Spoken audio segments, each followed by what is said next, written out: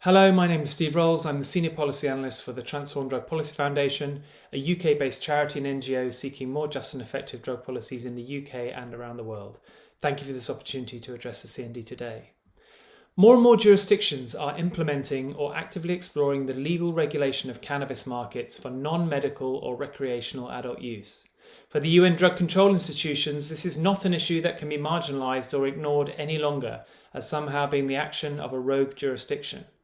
Such reforms are now being implemented or actively explored in multiple jurisdictions and member states on every continent. We are now approaching 500 million people living in jurisdictions with legally regulated cannabis markets for non-medical adult use. Certainly, this raises important questions about what best practice regulation should look like, about how we can learn lessons from alcohol, tobacco and pharmaceutical regulation. It also raises important questions about international trade and sustainable development.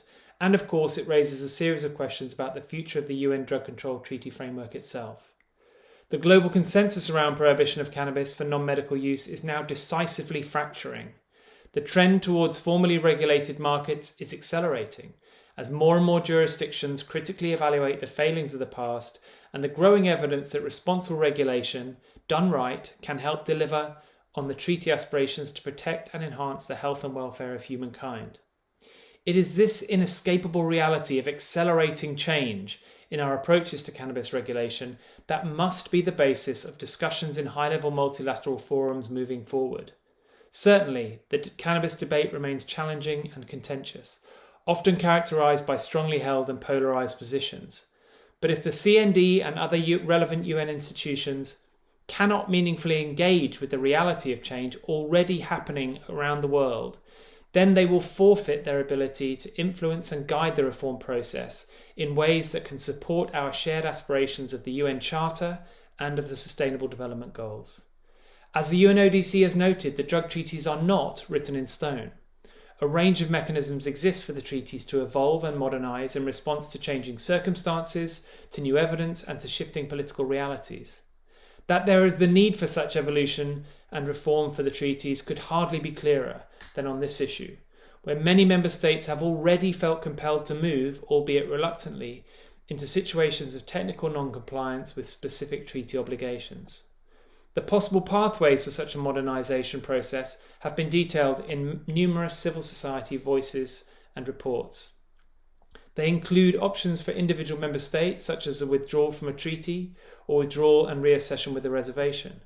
Options for a group of member states, such as inter-se treaty modification, or options based on consensus within existing multilateral institutions such as treaty amendment, treaty modification, or replacement of the current treaties with a new and more flexible treaty framework that is fit for purpose in the modern era.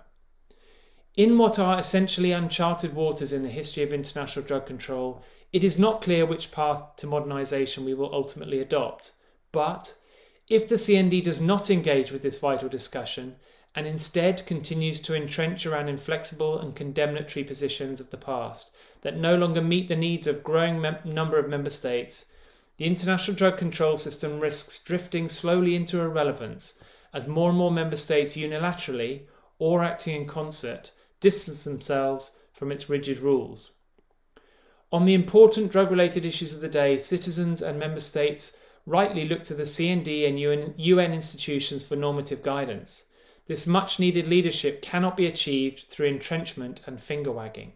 It requires an open-minded and pragmatic dialogue between the relevant stakeholders, member states, UN institutions, and civil society expertise, including the voices of people who use drugs and people who produce illegal drugs. This is the only way that challenges such as this can be resolved and the exacerbation of existing tensions be avoided. We hope that the upcoming midterm review of the 2019 drug strategy can provide a moment of reflection on this issue, given the dramatic changes that have occurred in the intervening years. And as always, the voices of civil society look forward to supporting this dialogue. Thank you.